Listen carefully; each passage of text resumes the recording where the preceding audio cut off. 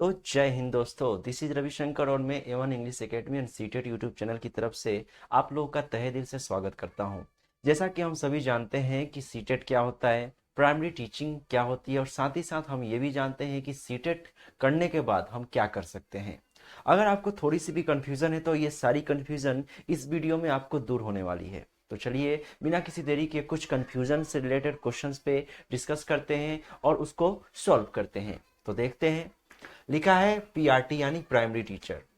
कई बार हम लोग सीटेट कर लेते हैं लेकिन हमें यह नहीं पता होता है कि सीटेट करने के बाद हमें करना क्या है, तो उसमें हमें कंफ्यूजन स्टार्ट हो जाती है। साथ ही साथ अगर मैं इस बात पे गौर करूं तो सीटेट में सबसे इंपॉर्टेंट चीज होती है इसके पेपर्स की। हम सब जानते हैं कि सीटेट के दो पेपर होते हैं, पेपर वन और पेपर टू।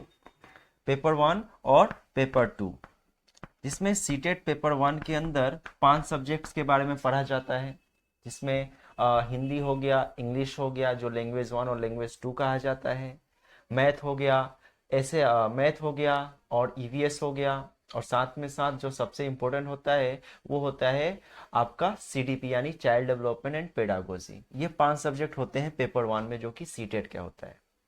फिर एक आता है सब्जेक्ट सीटेट पेपर टू, जो दो कैटेगरी में बांटा गया है। एक मैथ वाले कैटेगरी में, एक होता है सोशल स्टडी यानी एसएसटी के कैटेगरी में। मैथ वाले कैटेगरी में क्या होता है, मैथ वाली कैटेगरी में ऐसे स्टूडेंट करते हैं जो मैथ सब्जेक्ट से अपना आगे का करियर बनाना चाहते हैं एज अ टीचर। और एसएसटी में आप समझ सकते हो कि एसएसटी टीचर जो बनना चाहता है, अपने एज अ करियर बनाना चाहता है, वो एसएसटी सब्जेक्ट पेपर टू में चूज करता है और उसके एग्जाम को क्लियर करना पड़ता है। और मैं ये बता दूं कि पेपर वन हो या फिर पेपर टू हो, उसमें भी इसमें भी 5 सब्जेक्ट होते हैं और उसमें भी 5 सब्जेक्ट होते हैं। मैक्सिमम मार्क्स जो आपको मिनिमम मार्क्स लाना होता है वो 90 मार्क्स लाना होता है। किसमें से? 150 में से।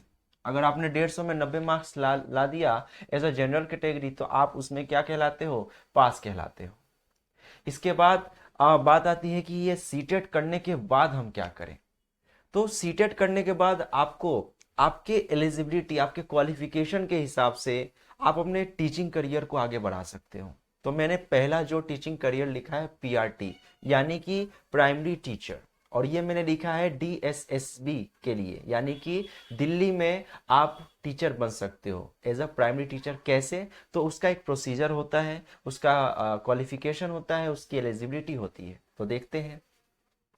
लिखा है प्राइमरी टीचर एलिजिबिलिटी क्या होती है, योग्यता क्या होती है। सबसे पहले मैं बता दूं कि जो प्राइमरी टीचर बनना चाहता है उसको क्या क्या करना चाहिए। तो सबसे पहले उसको होना चाहिए 12th पास। 12th पास में कम से कम उसका 45 से 50% मार्क्स होना चाहिए, कम से कम। और सीटेट पेपर वन उसको करने के बाद आपको सीटेट पेपर वन क्लियर होना चाहिए। उसके बाद आपको 2 साल का डिप्लोमा इन एजुकेशन होना चाहिए, जो आप कहीं से भी कर सकते हो। लेकिन अगर आप वहां से करते हो तो हमेशा याद रहे कि आपका जो डिप्लोमा होना चाहिए, डिप्लोमा इन एजुकेशन हो गया, डीएलएड हो गया, या फिर कोई एलिमेंट्री एजुकेशन हो गया, बीएलएड हो गया, वो एनसीटीई से अप्रूव्ड होना चाहिए। किससे अप्रूव्ड होना चाहिए? एनसीटी यानी national counselling of teacher education, teaching education. अगर वो डिप्लोमा अप्रूव्ड है एनसीटी से, यानी कि आप पीआरटी टीचर बनने के एलिजिबल यानी योग्यता रखते हो। अब बात आती है कि क्या 12th पास करके सीटेट पेपर वन करके और 2 साल का डिप्लोमा करके हम लोग टीचर बन सकते हैं, प्राइमरी टीचर? तो जी नहीं, इसके लिए आपको एक चीज, एक कदम और आपको बढ़ाना होगा। वो चीज करनी होगी कि ये करने के बाद आपको एक एग्जाम देना होता है जिसको कहते हैं प्राइमरी टीचर का डीएसएसबी का एग्जाम, जो प्राइमरी टीचर के लेवल पे आता है, जो हर साल फरवरी या मार्च में ये एग्जाम कराया जाता है। किसकी तरफ से? DSSB यानी कि Delhi subordinate service commission board की तरफ से। यानी कि डीएसएसबी की तरफ से प्राइमरी टीचर ट्रेनिंग का एग्जाम कराया जाता है, जो एज अ प्राइमरी टीचर बनने का होता है। अब बात करते हैं कि ये तो आपने 12th पास की एलिजिबिलिटी बताई। क्या ग्रेजुएशन पास इंसान नहीं कर सकता है? बिल्कुल कर सकता है, क्योंकि इससे पहले ऐसा था कि 12th पास के बच्चे ही कर सकते हैं, जो ग्रेजुएशन कर लिए वो प्राइमरी टीचर ना करके वो टीजीटी का एग्जाम दे सकते हैं, ना कि प्राइमरी टीचर का। मगर न्यू एजुकेशन पॉलिसी जब से आई है तब से कोई भी जो 12th पास कर चुका है या ग्रेजुएशन भी पास कर चुका है वो प्राइमरी टीचर का एग्जाम दे सकता है। कुछ कंडीशन है। अब यहाँ पे लिखा है दूसरा और जिसके पास मान लीजिए 12th पास के जगह मैं ग्रेजुएशन की बात कर रहा हूँ कि ग्रेजुएशन होना चाहिए उसके पास, बीएड 2 साल का होना चाहिए और सीटेट का पेपर 1 उसका क्लियर होना चाहिए।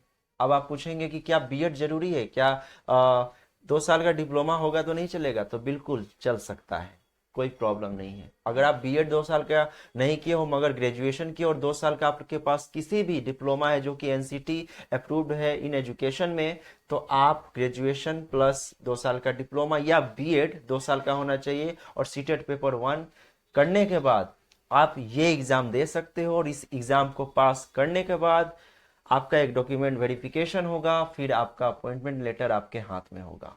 किसका? डीएसएसबी प्राइमरी टीचर का।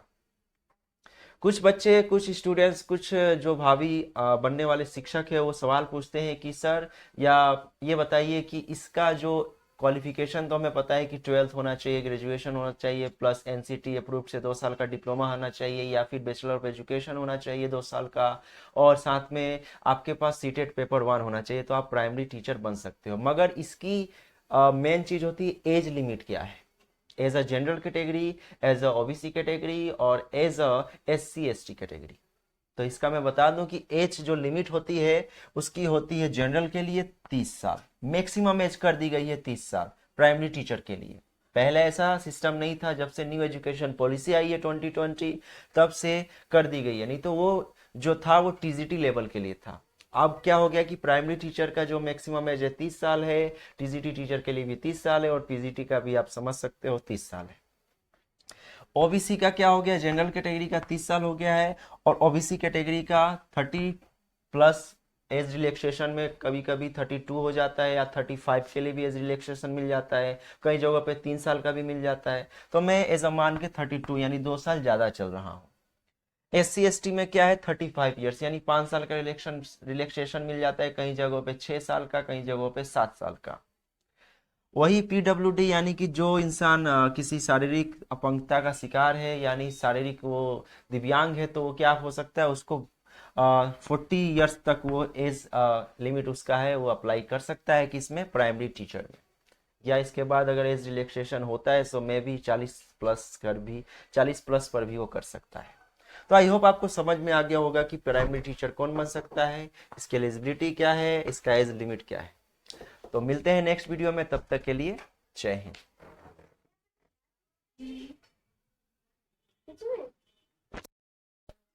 नहीं नहीं।